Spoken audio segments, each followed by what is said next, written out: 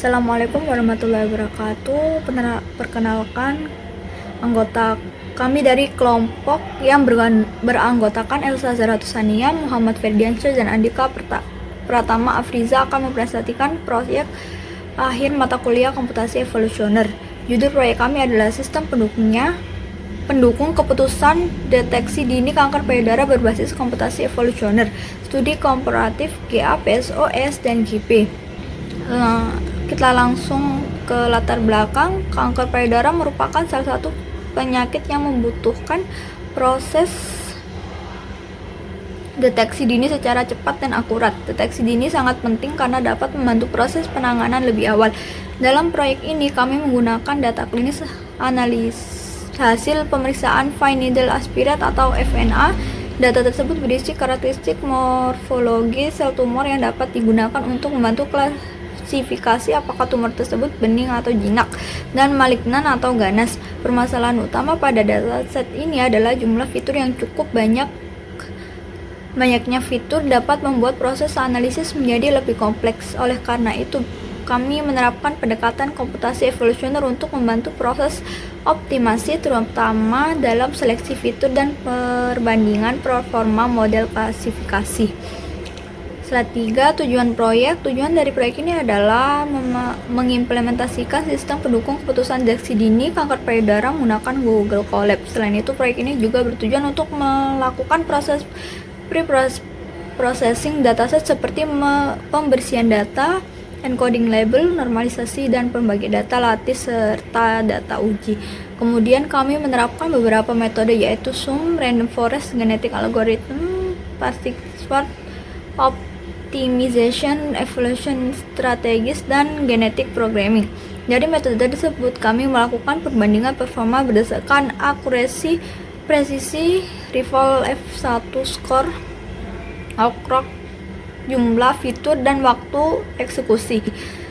Yang keempat, dataset yang digunakan adalah dataset kanker payudara dengan jumlah data sebanyak 569 baris dan 32 kolom awal. Kolom awal pada dataset adalah diagnosis dengan dua kelas yaitu B atau bening untuk tumor jinak dan M atau malignan untuk tumor ganas. Jumlah data bening sebanyak 353 data, sedangkan malignan sebanyak 212 data.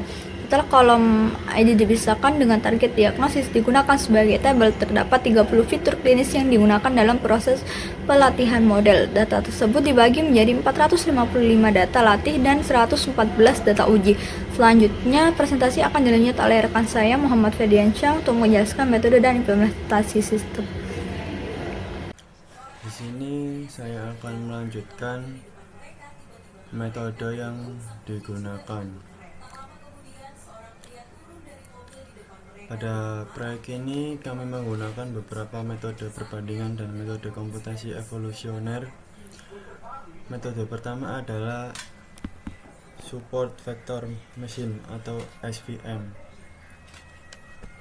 SVM digunakan sebagai baseline karena mampu menangani data numerik dan cocok untuk klasifikasi.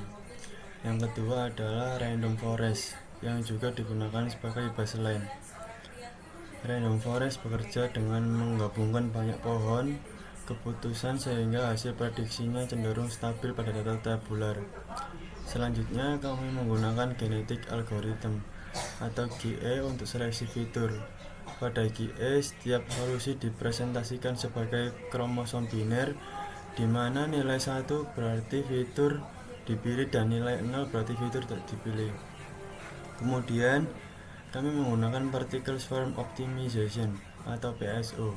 PSO bekerja dengan konsep partikel yang bergerak mencari kombinasi fitur terbaik berdasarkan personal base dan global base. Selanjutnya, Evolution Strategies atau ES yang menggunakan proses mutasi dan seleksi untuk mendapatkan kandidat subset fitur terbaik. Yang terakhir, kami menggunakan Genetic Programming atau GP yang digunakan untuk membentuk simbolik classifier atau aturan klasifikasi berbasis ekspresi simbolik. Selanjutnya di slide 6 implementasi sistem di Google Colab. Baik, di sini kami implementasi sistemnya menggunakan Google Colab dengan bahasa pemrograman Python. Jadi tahapan implementasi dimulai dari import library, kemudian upload dataset, membaca dataset. Jadi ini lalu menggunakan pandas, menggunakan cleaning data, encoding label diagnosis, normalisasi menggunakan min max scaler, dan pembagian data menjadi lebih latih dan data uji. Setelah data siap, dilakukan training model baseline menggunakan SVM dan random forest. Nah, ini data setelah upload.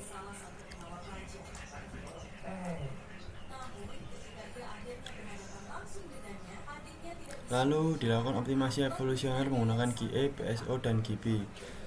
Setelah proses training dan optimasi selesai, sistem melakukan evaluasi menggunakan beberapa metrik, yaitu akurasi, precision, recall, advanced score, out ROC, jumlah fitur, dan waktu eksekusi. Hasil evaluasi kemudian divisualisasikan dalam bentuk grafik akurasi, recall, waktu eksekusi, grafik konvergensi, dan confusion matrix. Selanjutnya di slide 7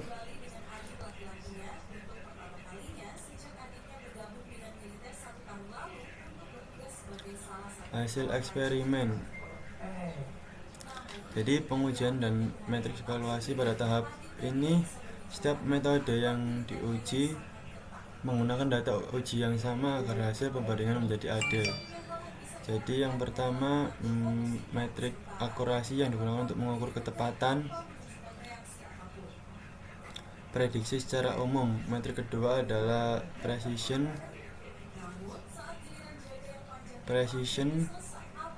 yang digunakan untuk melihat seberapa tepat model saat memprediksi kelas miligan. Metrik ketiga adalah recall, yang sangat penting pada kasus medis karena digunakan untuk melihat kemampuan model dalam mendeteksi kasus malignan.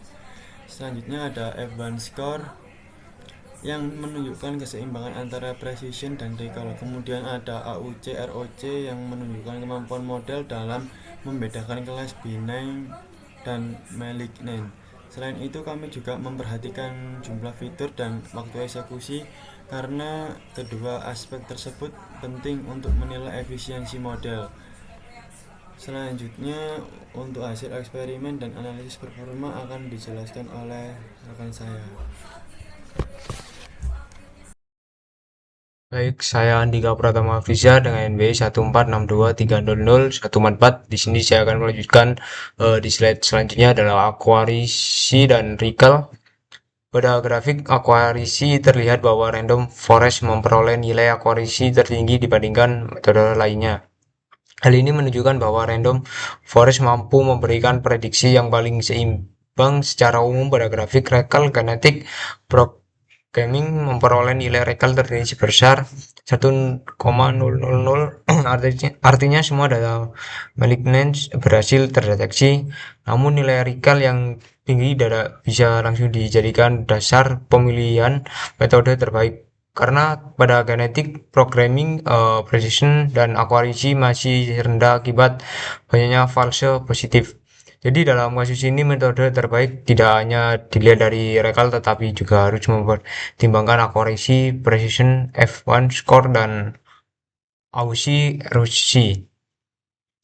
Dan di slide selanjutnya adalah waktu eksekusi dan konvergensi.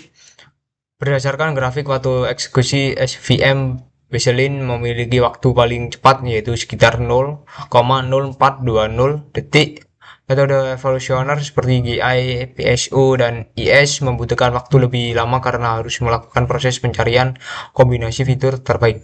Pada grafik konvergensi terlihat bahwa algoritma GI, PSO, dan IS mengalami perkembangan nilai fitness dari iterasi ke iterasi. Grafik ini menunjukkan bahwa algoritma evolusioner dapat melakukan proses pencarian solusi dan mulai mendekati solusi yang lebih optimal ketika nilai fitness makin stabil.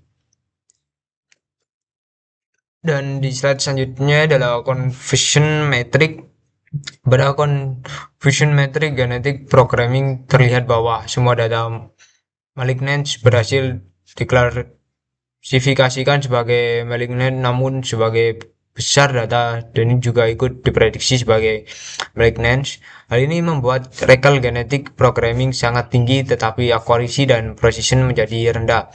Sedangkan pada confusion metric random forest hasil klasifikasi terlihat lebih seimbang. Random forest mampu mengklasifikasikan data bening dengan baik dan tetap mendeteksi sebagian besar data malignant. Nah, oleh karena itu, random forest dipilih sebagai model terbaik dari sisi performa klasifikasi secara keseluruhan. Namun, jika fokus utama sistem adalah membuat model lebih ringkas dengan jumlah fitur lebih sedikit, maka GI plus logistik regression dapat menjadi pilihan yang menarik. Dan di slide selanjutnya ada kesimpulan dan saran berdasarkan hasil implementasi dan pengujian sistem pendukung keputusan deteksi dini. Kanker payudara berhasil dibuat menggunakan Google Colab. Program berhasil melakukan pembacaan dataset, cleaning data, encoding label, normalisasi fitur, pembagian data latih dan data uji, pelatih model pengujian serta visualisasi berhasil. Random forest Bersalin memperoleh performa terbaik secara keseluruhan dengan akurasi 0,9649 per session, 1,000 recall, 0,9048, F1 score 0,9500 dan ROC 0,9945. Genetic programming memperoleh recall tertinggi sebesar 1,0000 tetapi tidak direkomendasikan sebagai model utama karena akurasi dan precision masih rendah. GI plus Logician memproses menjadi metode evolusioner yang cukup seimbang karena mampu mereduksi fitur dari 30 menjadi 12 dengan akurasi tetap besar 0,9211. Saran untuk pengembangan selanjutnya adalah pengembangan program Google Colab menjadi dashboard berbasis template agar pengguna dapat memasukkan data pasien secara langsung. Selain itu, tuning parameter pada KI, PSO, ES, dan GB juga dapat dilakukan agar performa metode evaluation menjadi lebih optimal. Sekian dari presentasi kami. Saya Andika Pratama Puja. Mohon maaf bila ada kekurangannya. Saya akhiri. Wassalamualaikum warahmatullahi wabarakatuh.